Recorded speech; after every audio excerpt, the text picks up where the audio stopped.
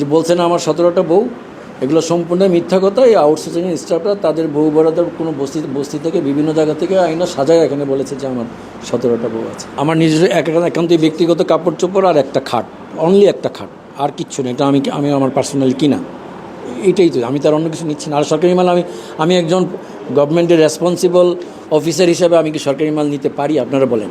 এলিগেশনটা তো আমার সাথে সত্যতামূলক, কারণ সে এখানে অনেক অনিয়ম করেছে, তার বিরুদ্ধে আমি ব্যবস্থা নিয়েছি। সে এই আক্রোশমূলকভাবে এগুলো নিচ্ছে। এখানকার আমার এখানে যে আসে, এখানে মাদক নিয়ে এখানে মাদক খাওয়া হয়। আমি থাকার কারণে আমি সেগুলো বন্ধ করাইছি।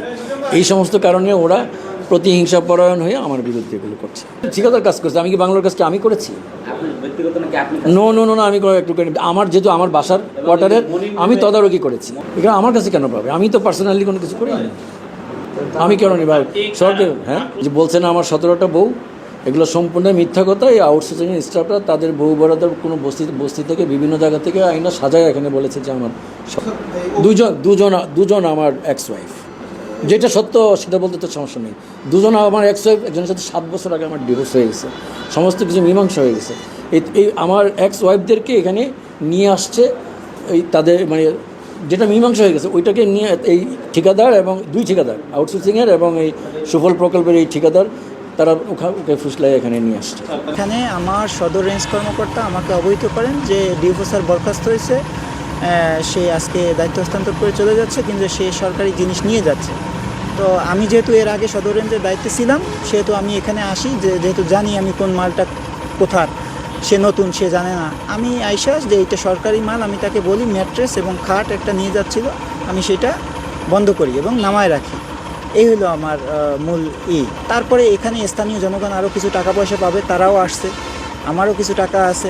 এই বিষয়টা এরকম। তার কাছে কী রকমের টাকা দিয়েছে? আমার বিষয়টা হয়েছে আমার কাছ থেকে সে নগদ প্রায় 6,96,270 টাকা নিয়েছে। কীভাবে? বিভিন্ন কাজ পারপাস, রেঞ্জে দায়িত্ব থাকা অবস্থায় সে আমার কাছ থেকে নিয়েছে। অন্য কোনো চাকরি বাকরি বা এরকম কোনো নাকি? হ্যাঁ, কোনো চাকরি? না, কাজের পারপাস, ধার হিসেবে নিয়েছে, ধার। আমার এখানে চাকরির বয়স 6 বছর। এর ভিতরে আমি আজ পর্যন্ত কোনোদিন সাসপেন্ড হই নাই। আমি একসাথে 3 উপজেলার দায়িত্ব পালন করছি সম্মানের সহিত, এবং এই বয়সে আমি সদর রেঞ্জের দায়িত্ব পালন করছি।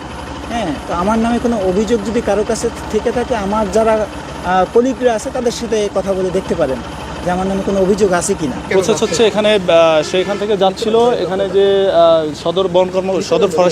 সদর ফরেস্টার আছে, ওনার সাকিব সাহেব আছেন, উনি অভিযোগ করছে যে উনি এখান থেকে সরকারি একটা ম্যাট্রেস এবং সরকারি খাট ওনার ব্যক্তিগত মালামালের সাথে নিয়ে যাচ্ছিল, এবং উনি নিজে তার কাছে 7 লক্ষ টাকা পাবে, এবং আরও 2-3 জন পাওনাদার আছে যারা ওনার কাছে টাকা পাবে, যে কারণে এখানে স্থানীয় জনগণ সহ এখানের অফিসের স্টাফরা ওনাকে আটক করছে।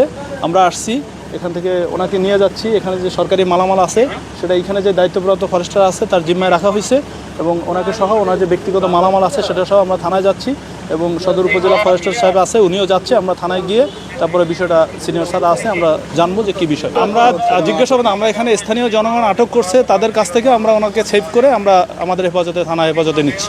না, মামলা কারণে এখানে স্থানীয় জনগণ আটক করছে।